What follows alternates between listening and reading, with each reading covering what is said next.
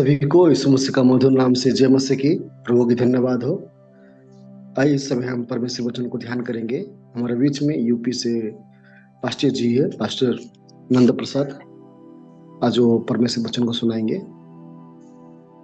Pastor जी जय जय मसीह। Pastor जी परमेश्वर का धन्यवाद देते हैं आज के सुंदर समय के लिए। एक बार फिर मौका दिया सर, आपको भी धन्यवाद।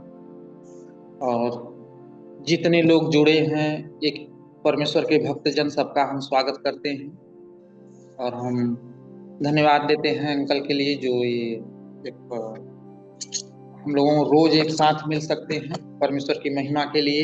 ये बहुत बड़ी खुशी की बात है कि हम लोग परमेश्वर की महिमा कर सकते हैं। तो हम वचन में जाने से पहले अपनी आंखों को बंद करेंगे, प्रार्थना। सर्वशक्तिमान परमेश्वर, जीवित अनुग्रहकारी पिता, हम आपके चरणों के पास आते हैं। आपके दया प्रेम अनुग्रह के लिए धन्यवाद देते हैं। आज के सुंदर समय के लिए हम प्रार्थना करते हैं। प्रभु, रात्रि का समय अच्छा से बिता के सुबह का उजाला दिखाया। हम प्रार्थना करते हैं परमेश्वर पिता, जितने लोग जुड़े हैं इस जूम में, परमेश्वर आपके दास और दासी एक एक लोग को आपके हाथ में सौंपते हैं। प्रभु जी, आप आशीष दीजिए और परमेश्वर उनके परिवारों को भी आप आशीष दीजिए। हम प्रार्थना करते हैं प्रभु जी आज के वचन के लिए, परमेश्वर पिता, कि हमारी ताकत, हमारा बल नहीं बल्कि आपका पवित्र आत्मा इस वचन में आगे बढ़ाने के लिए, सहायता करने के लिए हम आपसे प्रार्थना करते हैं। राजाओं के राजा, हम धन्यवाद देते हैं कि बातों के लिए जो अब तक आपने स्वस्थ रखा है और हम सब स्वस्थ हो सकते हैं। परमेश्वर पिता, हम प्रार्थना करते हैं आज का जो विषय है परमेश्वर, उस पर आपने जो परमेश्वरी सहायता किया है कि हम बोल सके।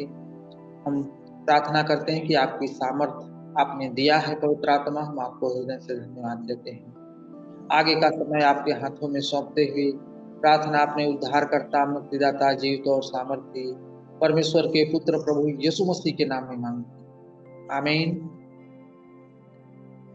आइए हम लोग आज के वचन को देखेंगे। परमेश्वर का धन्यवाद देते हैं कि आज जो वचन है पहला सामुएल 16 अध्याय 1 से 13 पद तक, इस वचन को पढ़ते हैं। इसके बाद हम लोग फिर देखेंगे। यहोवा ने सामुएल से कहा, मैंने शाऊल को इस्राएल पर राज्य करने के लिए तुच्छ जाना है। तू कब तक उसके विषय विलाप करता रहेगा? अपने सींग में तेल भरकर चल, मैं तुझको बैतलहम वासी यिशै के पास भेजता हूँ, क्योंकि मैंने उसके पुत्रों में से एक को राजा होने के लिए चुना है। सामुएल बोला, मैं कैसे जा सकता हूँ? यदि शाऊल सुन लेगा तो मुझे घात करेगा।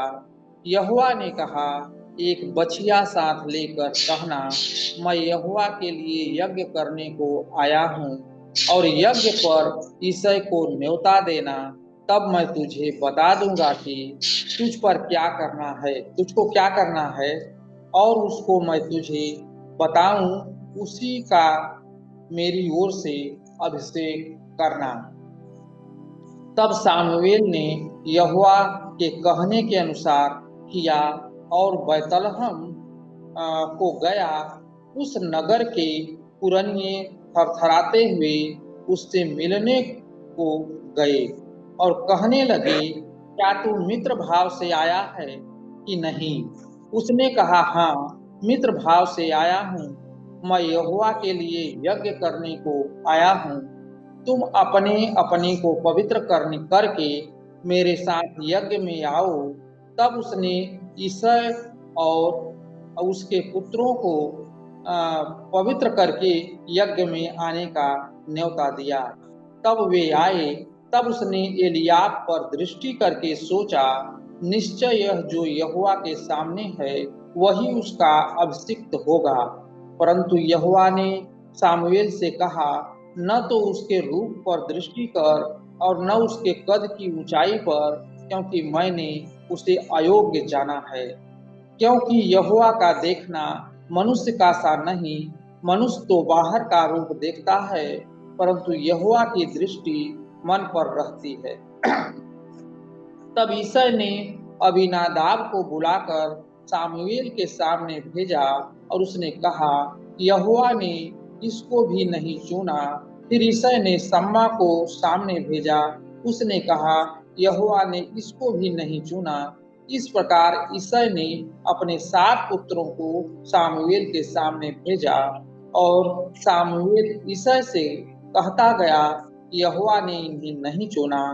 तब सामुएल ने ईसाई से कहा, क्या सब लड़के आ गए? वह बोला, नहीं, छोटा तो रह गया और वह भेड़ बकरियों को चरा रहा है। सामुएल ने ईसाई से कहा, उसे बुलावा भेज, क्योंकि जब तक वह यहाँ न आए तब तक हम खाने को न बैठेंगे। तब वह उसे बुलाकर भीतर ले आया। उसके उसके तो लाली झलकती थी और उसकी आंखें सुंदर और उसका रूप सुडौल था। तब यहोवा ने कहा, उठकर इसका अभिषेक कर, यही है। तब सामुएल ने अपना तेल का सिंग लेकर उसके भाइयों के मध्य में उसका अभिषेक किया और उस दिन से लेकर भविष्य को यहोवा का आत्मा दाऊद पर बल से उतरता रहा। तब सामुएल उठकर रामा को चला गया। मेरे प्रियो, बड़ी अच्छी बात यहाँ हम लोग देखते हैं कि शाऊल जब परमेश्वर की आज्ञा का उल्लंघन किया और तब परमेश्वर ने शाऊल को राजा होने को तुच्छ जाना और उसके पड़ोसी दाऊद को राजा बनाने के लिए यहाँ बातें लिखी गई है। आज का हम लोग जो देखते हैं चार्ल्स जी फिन्नी के विषय में, आज उनके हम जीवन पर देखते हैं कि चार्ल्स जी फिन्नी के जीवन में जो है कि किस तरीके से वो जो है कि अपने जीवन को परमेश्वर की उपस्थिति में लाते हैं और एक प्रचारक बनते हैं पूरे संयुक्त राज्य अमेरिका के लिए। और यहाँ हम देखते हैं अगर एक पद को देखेंगे सामुएल 16:1 में, तो और यहोवा ने सामुएल से कहा, मैंने शाऊल को इस्राएल पर राज्य करने के लिए तुच्छ जाना हूँ। तू कब तक उसके विषय विलाप करता रहेगा? तू कब विलाप करता रहेगा? अपने सिंग में तेल भर के चल, मैं तुझको बेतेलहम ईसाई के पास भेजता हूँ, क्योंकि मैंने उसके पुत्रों में से एक को राजा होने के लिए चुना है। बड़ी अच्छी बातें हैं मेरे प्रियो कि उसको परमेश्वर ने जब शाऊल आज्ञा का उल्लंघन करता है तो परमेश्वर उसे राजा से हटा देता है। और यहाँ हम लोग देखते हैं चार्ल्स फिन्नी एक प्रमुख अमेरिकी सुसमाचारक, धर्मशास्त्री और द्वितीय महान जागृति में नेता थे। आधुनिक पुनरुत्थानवाद के जनक के रूप में जाने जाने वाले फिन्नी की गतिशील सुसमाचार और व्यक्तिगत रूपांतरण, पवित्रता और सामाजिक सुधार पर जोर ने अमेरिका और उसके बाहर 19वीं सदी के सुसमाचारवादी मसीह धर्म पर गहरा प्रभाव डाला। हम देखते हैं 19वीं शताब्दी की बातें यहाँ हम लोग चार्ल्स जी के जिसे जो समाज सुधारक थे, जो लोगों को जो है कि एक सुसमाचार को सुनाते, और यहाँ हम लोग पुनरुत्थान प्राप्त के लिए यहाँ हम देखते हैं कि पुनरुत्थान होने के लिए हमारे जीवन और जिस स्थान पर हम रहते हैं उसमें परिवर्तन होना चाहिए। जहाँ हम रहते हैं वहाँ परिवर्तन नहीं है तो ये आज्ञाओं का उल्लंघन करते हैं और वहाँ परिवर्तन होना चाहिए। वहाँ के लोगों का में परिवर्तन लाने के लिए कार्य करना है। अगर ऐसा नहीं होता है तो हमें स्थान को छोड़कर विचार करना। आवाज आ रही है, कितना माइक खुला है? क्योंकि जो लोग अपने दिल में यीशु को रखते हैं वे बुराई की उपस्थिति में चुप नहीं रह सकते। या तो पाप को बाहर निकाल देंगे या पाप हमें बाहर निकाल देगा। बड़ी अच्छी बातें यहाँ हम लोग देखते हैं कि हम अगर गलत चीज के लिए हमें उस बात को बोलना है, सच्चाई को बताना है, अगर हम नहीं बताते हैं तो इसका मतलब यहाँ हमें जो है कि चुप नहीं रहना है। और यहाँ हम लोग देख सकते हैं कि नहीं तो अगर हम पाप को स्वीकार करेंगे तो जो है कि हम देखते हैं कि या तो पाप हमको बाहर निकाल देंगे या पाप हमें बाहर निकाल देगा। हमें पाप को बाहर निकालना है, और नहीं तो जो है कि यहाँ अच्छी चीज है, यहाँ चार्ल्स जी के हम जीवन की विषय में बड़ी अच्छी चीज देखते हैं कि एक दिन चार्ल्स फिन्नी ने इसके संचालन का निरीक्षण करने के लिए एक कारखाने का दौरा किया। जैसे ही वह पहुंचे, दोनों श्रमिकों और कारखाने के मालिक को उनके पापों का दोषी पाया गया। आंसुओं के साथ उन्होंने स्वीकार किया और अपने जीवन को भगवान को समर्पित कर दिया। एक परिवर्तन वही और वही हुआ। हम लोग देखते हैं जब वो दौरा किए कारखाने में और कारखाने का मालिक दोषी पाया गया, उसने स्वीकार किया, और जब स्वीकार किया हम लोग देखते हैं तो एक परिवर्तन आया। तो परिवर्तन बहुत जरूरी है, जिसके बारे में हम चार्ल्स फिन्नी जी के द्वारा इसको हम सीख सकते हैं। और यहाँ हम लोग देखते हैं कि फिन्नी गहरी प्रार्थना करने वाले व्यक्ति थे। वे प्रार्थना करने वाले व्यक्ति थे और जो है कि परमेश्वर के वचन के अनुसार अपने जीवन को बिताते थे और वो चुप नहीं रहते थे। सच्चाई को, गवाही को, यीशु मसीह को वो लोगों को बताते थे। और यहाँ हम लोग देखते हैं कि जो पवित्र आत्मा से भरे हुए थे, उन्होंने एक धार्मिक जीवन जिया और उनका दृढ़ विश्वास था कि उनका प्राथमिक कर्तव्य सुसमाचार प्रचार करना था। वे धार्मिक जीवन को जीते थे, उनका विश्वास था और वे जो है कि प्राथमिकता अपने सुसमाचार को देते थे, अपने कर्तव्य को वो पूरा करते थे।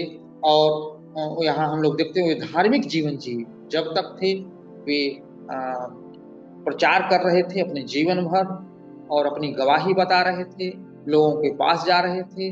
वे लोगों को पापों के बारे में बताते थे, चुप नहीं रहते थे और समाज सुधार के लिए एक बहुत बड़े वो मिसाल बने। मेरे प्रिय, यहाँ देखते हैं कि उनके द्वारा आयोजित पुनरुद्धार सभाओं के दौरान कई युवा लोगों को बचाया गया। एक शराब की दुकान के मालिक ने अपना जीवन मसीह को समर्पित कर दिया और अपनी दुकान को प्रार्थना कक्ष में बदल दिया। हम जहाँ रहते हैं हमें उस जगह को प्रार्थना का जगह बनाना है। और यहाँ एक दुकानदार के विषय में बताया गया है कि वो दुकानदार वो शराब की जो है कि यहाँ लिखा है कि एक शराब की दुकान के मालिक ने अपने जीवन मसीह को समर्पित कर दिया जब उसने सुसमाचार सुना। हम लोग देखते हैं चार्ल्स फिन्नी के द्वारा, और वो अपने जीवन को परमेश्वर के लिए समर्पित किया और अपनी दुकान को प्रार्थना का कक्ष में बदल दिया। यहाँ तक कि लुटेरे ने भी हृदय परिवर्तन का अनुभव किया। न्यूयॉर्क में फिन्ने द्वारा आयोजित पुनरुद्धार सभाओं के कारण नृत्य शो और नाटक 6 साल तक रोक दिए गए थे। वे जहां भी गए पुनरुद्धार की एक शक्तिशाली लौ फैल गई। हजारों लोगों को बचाया गया और उनका नवीनीकरण किया गया। हम यहाँ देखते हैं कि फिन्नी एक बहुत बड़ी जो है कि लोगों के लिए एक उद्धार का कारण बनी। और हम लोग देखते हैं उन्होंने कई किताब लिखी, सेवक के रूप में सेवा की, बाइबल कॉलेज में प्रोफेसर के रूप में पढ़ाया और यहाँ तक कि प्रिंसिपल का पद भी संभाला। 40 वर्ष तक फिन्नी ने अमेरिका और इंग्लैंड में पुनरुद्धार को बढ़ावा देने में महत्वपूर्ण भूमिका निभाई। तो यहाँ हम देख सकते हैं बड़ी अच्छी बातें हैं कि वो 40 वर्ष तक वो अमेरिका इंग्लैंड में पुनरुद्धार के लिए बढ़ावा दिए। वे अपने जीवन को परमेश्वर के लिए समर्पित कर दिए और इस चीज को हम यहाँ पाते हैं। वो पुनरुत्थान के जनक और नवीनीकरण के जनक के रूप में जाने जाने वाले फिन्नी जहाँ भी गए परिवर्तन लाए और हमारे जीवन में भी बदलाव ला सकते हैं। तो वो जहाँ गए वहाँ लोगों के जीवन में बदलाव लाए और हमारे जीवन में भी ये बदलाव होना चाहिए कि हमारे द्वारा दूसरों को भी बदलने का अवसर मिले। इसके लिए हमें जो है कि इनसे हम सीख सकते हैं चार्ल्स जी के द्वारा कि हम कैसे जीवन जिए। और यहाँ हम लोग देख सकते हैं चार्ल्स जी फिन्ने के जीवन की कहानी को हम यहाँ समझ सकते हैं। और चार्ल्स फिन्ने का जन्म 29 अगस्त 1792 को वारेन कनेक्टिकट में हुआ था, लेकिन वे न्यूयॉर्क में पले बढ़े। बहुत कम औपचारिक शिक्षा के बावजूद फिन्ने ने उल्लेखनीय बौद्धिक क्षमता दिखाई और एक वकील बन गए। हालांकि 1821 में उन्होंने जीवन में एक नाटकीय मोड़ आया जब उन्होंने मसीह धर्म में गहन रूपांतरण का अनुभव किया। परमेश्वर के साथ इस मुलाकात जिससे शांति और क्षमा की प्रबल भावना शामिल थी, उन्हें अपना जीवन सुसमाचार प्रचार के लिए समर्पित करने के लिए राजी कर लिया। यहाँ हम लोग देखते हैं वो कितना अपने जीवन को किस तरीके से अपने जीवन को बिताते हैं, उनसे हम सीख सकते हैं मेरे प्रियो, और उनके जीवन की कहानी से कि अपना जीवन परमेश्वर में बिताए। फिन्नी प्रेस्बिटेरियन कलेसिया में एक लाइसेंस प्राप्त मंत्री बन गए और अपनी पुनरुत्थानवादी प्रचार शैली के लिए जल्दी ही ध्यान आकर्षित किया। उनकी बैठक में हाउस तत्कालीन सुसमाचार और अभिनव तरीके शामिल थे, जिसमें चिंतित बेंच एक ऐसी जगह जहां मोक्ष चाहने वाले लोग प्रार्थना और परामर्श प्राप्त करने के लिए आगे आ सकते थे का उपयोग शामिल था। फिन्नी के पुनरुत्थान विशेष रूप से उत्तर पूर्वी संयुक्त राज्य अमेरिका में प्रभावशाली थे और बड़ी संख्या में धर्मांतरण और महत्वपूर्ण सामाजिक प्रभाव द्वारा चिन्हित थे। यहाँ हम लोग देखते हैं धर्मांतरण का भी जो है कि एक दोषारोपण होता है, लेकिन वे अपने जीवन को जो है कि हम लोग देखते हैं इस तरीके से। फिन्नी के धर्मशास्त्र ने स्वतंत्र इच्छा, व्यक्तिगत जिम्मेदारी, पवित्र जीवन के माध्यम से मसीह पूर्णता प्राप्त करने का संभावना पर जोर दिया। मतलब पवित्रता पर, पवित्र जीवन जीना और उनकी आज्ञा को मानना, अपनी गवाही को बांटना, सुसमाचार को बताना, लोगों को जीवन बदलना। लोग पाप में जी रहे थे, उनको अपनी ये संदेश बताना ताकि वे सच्चाई को जान सकें। उन्होंने अपने समय के सख्त कैल्विनवाद को अस्वीकार कर दिया। इसके बजाय यह सिखाया कि मनुष्य परमेश्वर की कृपा का सक्रिय रूप से जवाब दे सकते हैं।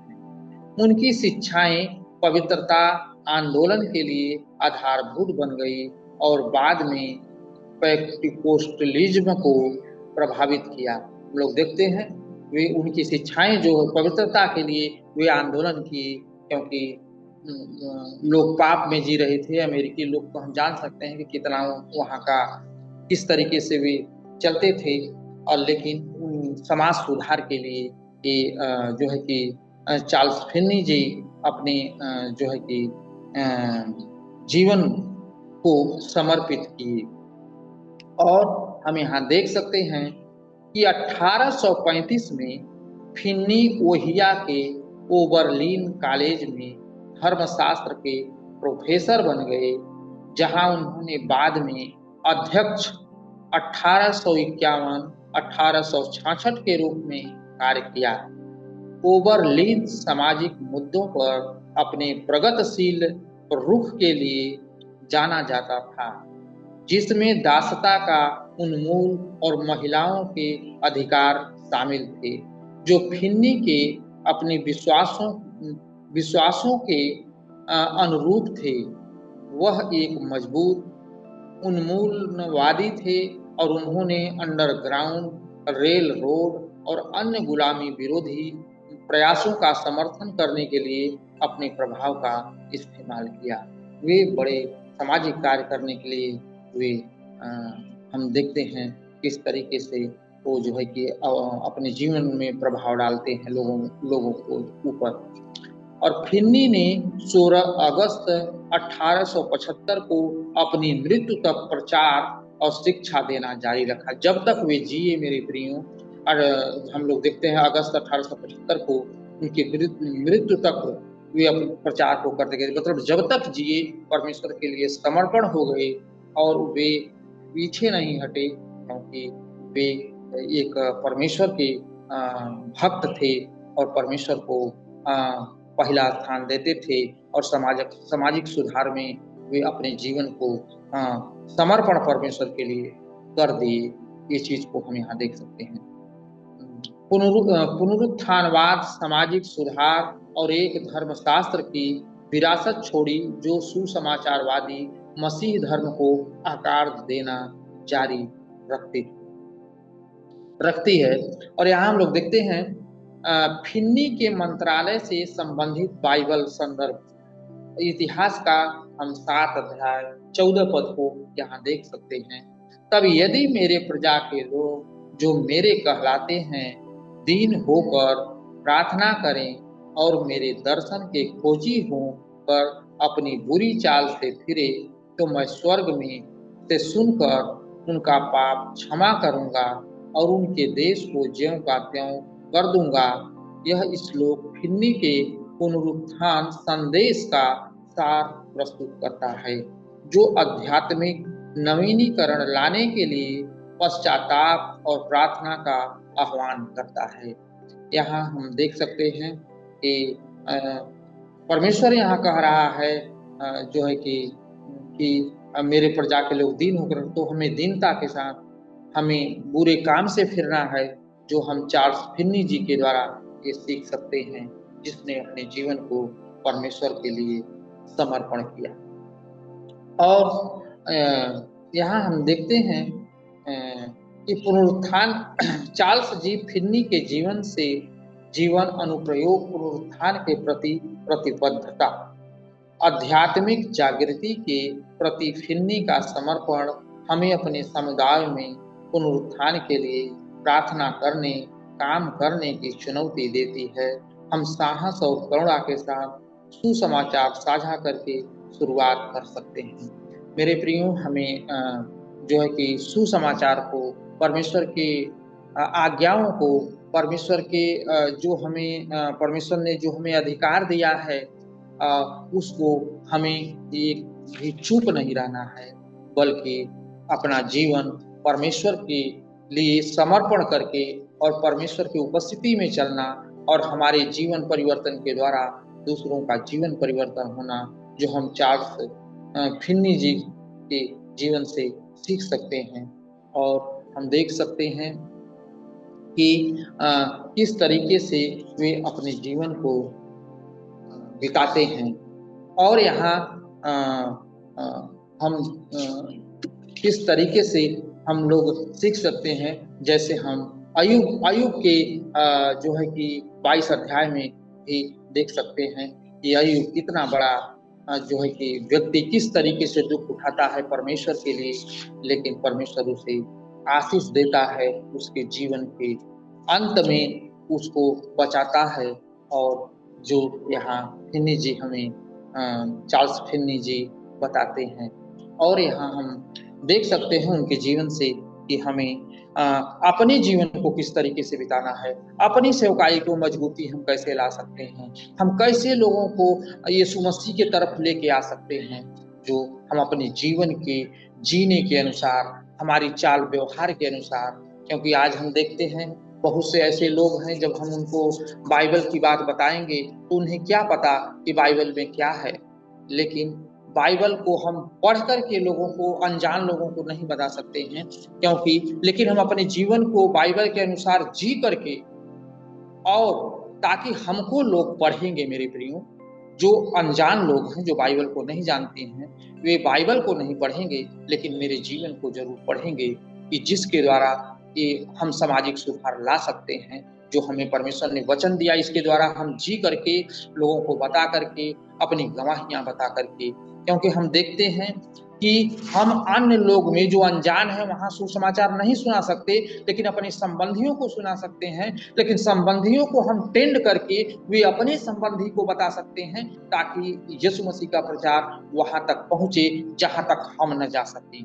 और ये काम जो है कि अकेले का नहीं है, मिल करके करने का है। तो यहाँ हम देख सकते हैं कि पवित्रता जीवन जीना और हमें जीवन में परिवर्तन लाना, और जब हमारे जीवन के परिवर्तन को लोग देखेंगे तब ये समझेंगे कि वास्तव में ये यीशु मसीह का भक्त है, क्योंकि प्रभु यीशु मसीह ने भी इस बात को कहा कि तेरे जीवन को देखकर, तेरे भलाई काम को देख करके लोग जानेंगे कि तुम मेरे चेले हो। मेरे प्रियो, जैसे चार्ल्स फिन्नी जी ने जो है कि यीशु मसीह के जीवन के अनुसार जी करके, सामाजिक सुधार ला करके, एक बड़े नेता बन करके, और कितने लोगों को, शराबियों के बालिकों को सुधार करके, पूरे अमेरिका में एक आंदोलन चला करके, जो है कि अपनी गवाही को बांट करके, और हम देखते हैं इसलिए वो बहुत से किताब लिखे। मेरे प्रियो, जहां तक उनसे हुआ बड़ा काम किए, और वो बहुत से धार्मिक पुस्तक को लिखे ताकि लोग परमेश्वर को जान सकें। और यहाँ हम यही चीज को देख सकते हैं, किस तरीके से वो जीवन जिया, जो कि इस वचन से संबंधित है, सामुएल की पुस्तक से, कि परमेश्वर की आज्ञा उल्लंघन के द्वारा साउल जो है कि को परमेश्वर ने तुच्छ जाना, और उस जगह को यिशै के पुत्र दाऊद का अभिषेक सामुएल के द्वारा किया गया, जो कि दाऊद अपना जीवन परमेश्वर के समर्पण में बिताता था। मेरे प्रियो, और जब तुरंत उसका अभिषेक किया गया तो तुरंत वो राजा नहीं बना, उसका समय लगा। तो हम सोचते हैं कि हमें तुरंत फल मिले, नहीं मिलेगा, परमेश्वर देगा, और वो सबसे बड़ा फल परमेश्वर ने कहा कि तुम मांगोगे तो तुम्हें दिया जाएगा। मेरे प्रियो, हमें परमेश्वर के लिए जीवन बिताना है, जिस तरीके से चार्ल्स फिन्नी जी जीवन को बिताए। तो यहाँ हमें आइए प्रार्थना करते हैं। हे स्वर्गीय पिता, हम चार्ल्स जी फिन्नी के जीवन और मंत्रालय के लिए आपका धन्यवाद करते हैं, जिन्होंने अथक रूप में सुसमाचार का प्रचार किया और लोगों को पश्चाताप और पवित्रता के लिए बुलाया। उनका उदाहरण हमें आपके कृपा के माध्यम से व्यक्तिगत परिवर्तन की तलाश करने और आपके प्रेम और सत्य को प्रतिबिंबित करने वाले जीवन जीने के लिए प्रेरित करें। हमें धार्मिकता और न्याय के लिए साहस पूर्वक खड़े होने में मदद करें, जैसे कि फिन्नी ने किया था, और आध्यात्मिक नवीनीकरण और सामाजिक परिवर्तन लाने के लिए आपने हमारे जो उपहार और अवसर दिए हैं उनका उपयोग करने में मदद करें। हमें अपनी पवित्र आत्मा से भरें, ताकि हमारा जीवन आपकी शक्ति और प्रेम की गवाही के रूप में चमक सके। और ये प्रार्थना हम प्रभु यीशु मसीह के नाम में मांगते हैं, आमीन।